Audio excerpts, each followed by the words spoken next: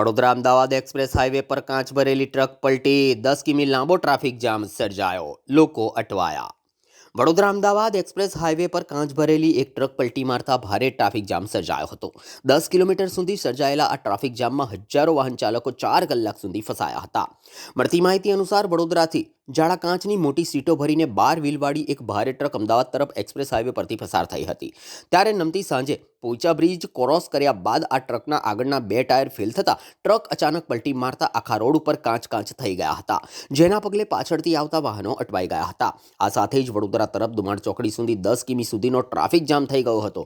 સૂત્રોએ જણાવ્યું હતું કે 1.5 કિલોમીટર સુધી તૂટેલા કાચ ફેલાયેલા પડ્યા હતા। જો આ કાચ પરથી અન્ય વાહનો પસાર થાય તો તે વાહનોને પંચર પડવાનું જોખમ હોવાથી પોલીસે તાત્કાલિક વાહન વ્યવહાર અટકાવી દીધો હતો। માત્ર વડોદરા અમદાવાદ એક્સપ્રેસ હાઈવે જ નહીં પરંતુ ભારતમાલા એક્સપ્રેસ હાઈવે પર રાયકા ટોલ નાકા સુધી પણ ટ્રાફિક જામ થઈ ગયો હતો।